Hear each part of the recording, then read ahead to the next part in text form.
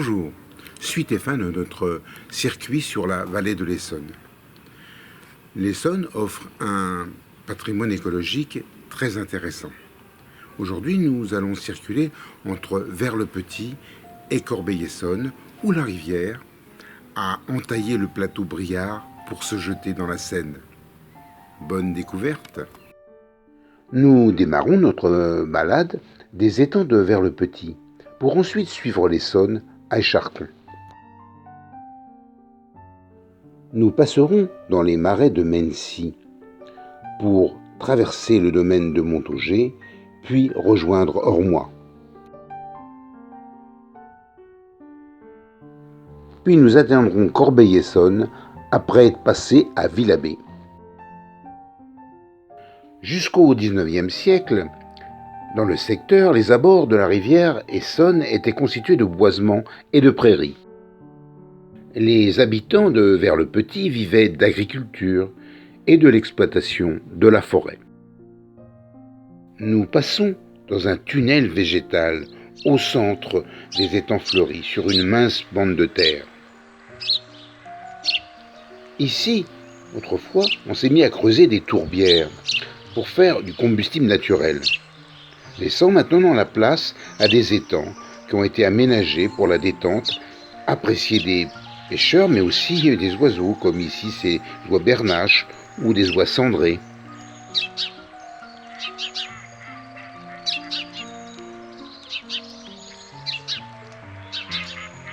Nous continuons à observer ces beaux marais ensoleillés de 40 hectares de la basse vallée de l'Essonne, bien entretenus par le Conseil général et le syndicat intercommunal d'aménagement du réseau des cours d'eau, le CIARS.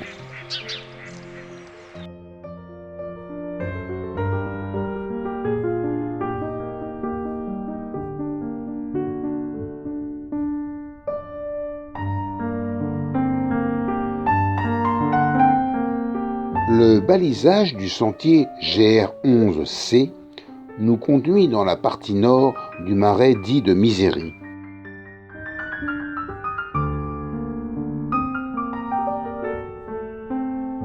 Il s'agit d'une vaste mosaïque de milieux naturels composés de saulaies, aulnaies, roselières ou de prairies.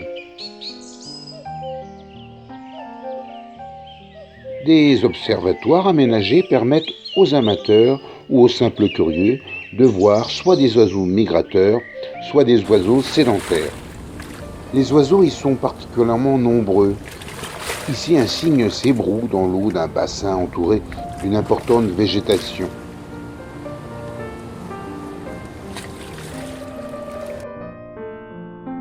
Ce marais de Misery fait 91 hectares et s'étend entre Vers-le-Petit et Écharcon. Après les marais de Misery, le sentier passe par un autre lieu humide, l'île Rouge, où des frayères ont été créées pour favoriser la reproduction du brochet.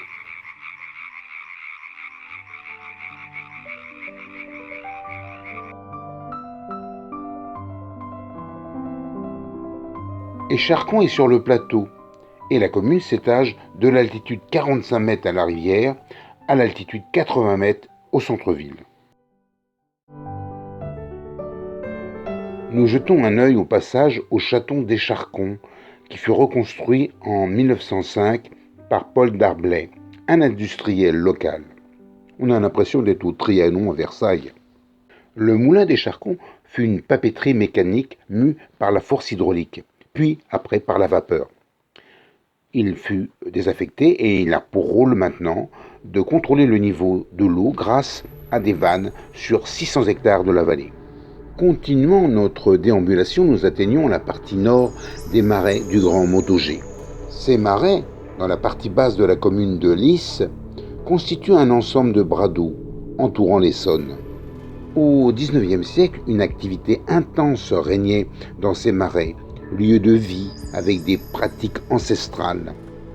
La pêche, par exemple, était une activité fort prisée, mais on y trouvait aussi pas mal de braconniers recherchant la carpe, le brochet ou la tanche.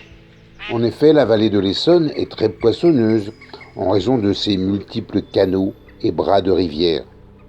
Il y avait même, sur le site du Grand Montaugé, une guinguette nommée À la pêche tranquille, restaurant champêtre et rustique. Ces guinguettes étaient de plus un repère de mauvais garçons, venus un peu se faire oublier de Paris. Difficile d'imaginer que l'on ait pu danser ici, jusqu'au lendemain de la Seconde Guerre mondiale. Le lavoir de Montaugé, au bord de la route, est un signe de lieu de vie, jadis, des populations rurales. Nous approchons du domaine départemental de Montaugé, en franchissant les douves d'un ancien château. Le château, bien que très rénové, a pour architecte en 1760 Mansart de Sagone, de la lignée des Mansart, des architectes célèbres. Le domaine départemental de Montaugé se compose d'une maison de l'environnement, installée dans l'ancienne demeure rénovée, et d'un grand parc de 20 hectares. Des miroirs d'eau à la végétation abondante sont de véritables merveilles de nature. Cet ensemble de bassins constitue le clos Montaugé, proche des bords de l'Essonne. Ce clos Montaugé est un véritable maillage de canaux, à la fois réserve naturelle où on y trouve 400 espèces végétales par exemple, et aussi une étendue d'eau de prévention des crues. Une roseraie est particulièrement bien entretenue, avec de nombreuses variétés de rosiers. Des observatoires permettent d'observer la faune qui se compose d'oiseaux, d'insectes ou de batraciens. Le biotope est très diversifié grâce à cet espace sensible à la fois entretenu et naturel où plantes et animaux trouvent leurs éléments nourriciers. Une grande prairie plantée de pommiers intéresse les associations préservant les vergers conservatoires. Ce site a été acheté par le département de l'Essonne en 2002. Il fut totalement réaménagé jusqu'en 2017. L'aqueduc de la Vanne traverse le domaine, apportant son eau à Paris.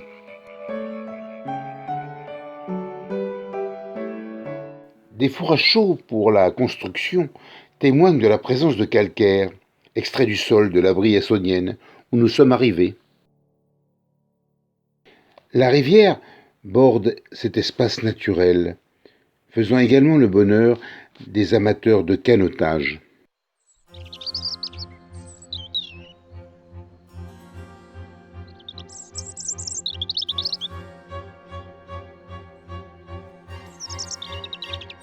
Les fleurs ou la végétation luxuriante de ce site bien entretenu est un biotope de premier choix.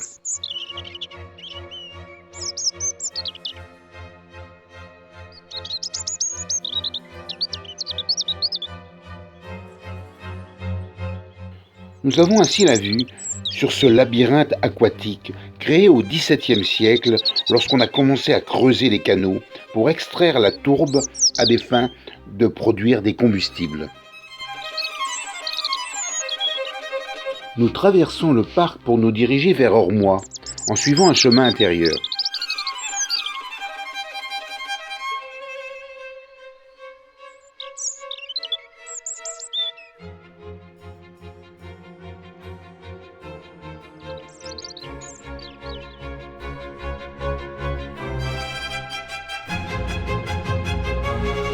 Nous sortons du site sur la route d'Ormois à Villabé.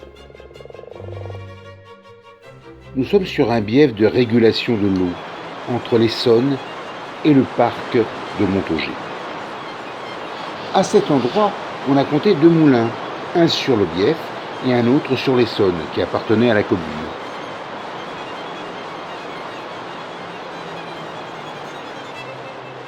En face du moulin d'Ormois a été créé le parc de Châteaubourg, du nom d'un entrepreneur concessionnaire pour construire un canal à Corbeil-Essonnes au XVIIIe siècle. Ce parc a été aménagé en 1990 sur les bords de la rivière.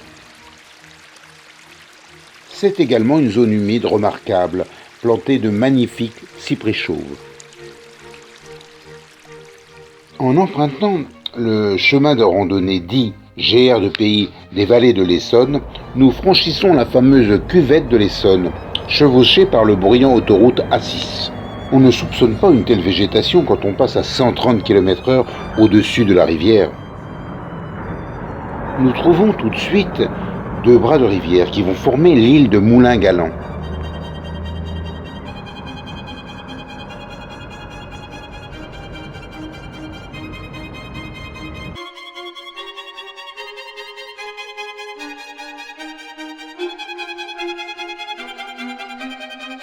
Un ancien pont abandonné, traversant un bras d'eau, desservait autrefois le Moulin-Galant.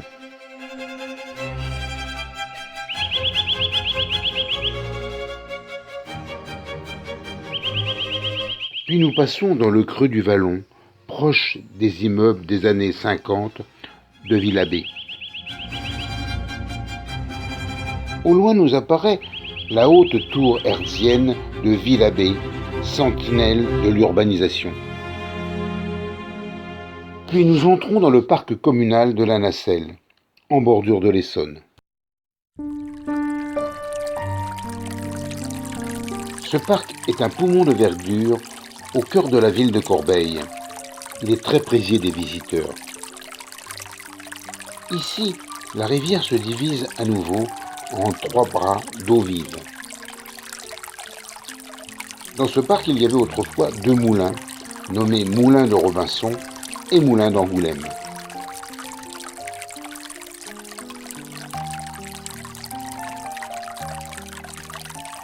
Un bassin de canoë-kayak a été installé pour les pratiquants de ce sport depuis de nombreuses années.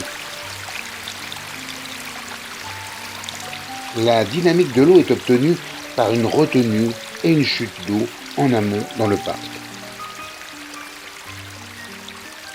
Nous entrons dans Corbeil par un des ponts sur un bras de l'Essonne dans le quartier de Robinson.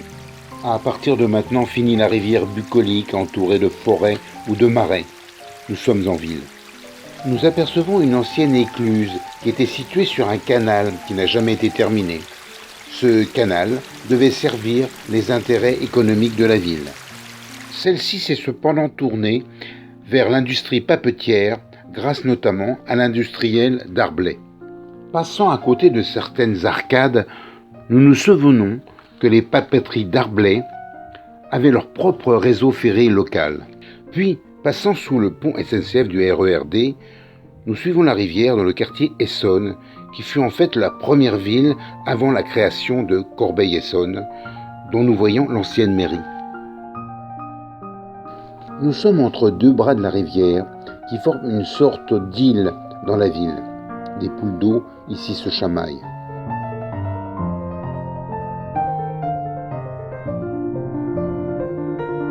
Nous approchons de la Seine en suivant un cheminement de la rivière dans la ville. Par la rue Lavoisier, où l'Essonne est maintenant bien canalisée, puis par la rue d'Alsace-Lorraine, où on aperçoit des vieux lavoirs privés qui sont devenus des accès à l'eau.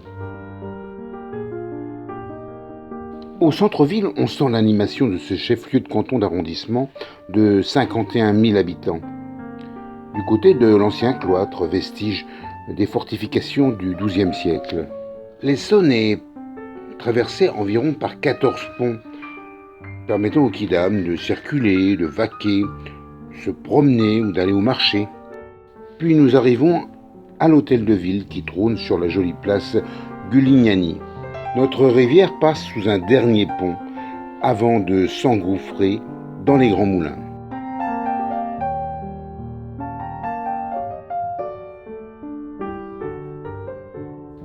Ces moulins datent du XIXe siècle.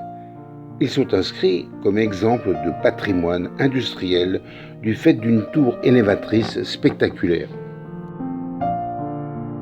Enfin, l'Essonne se jette dans la Seine après 100 km de parcours depuis le Loiret. Elle sort de dessous les grands moulins pour apporter son eau, ses sédiments et sa vie aquatique à son fleuve maître. C'est sur cette jolie vue de la mairie, au bord de la Seine, que nous allons nous quitter. J'espère que ce petit film vous a plu. N'hésitez pas à visionner sur YouTube, au site du baladeur, d'autres promenades au fil de l'eau. Au revoir.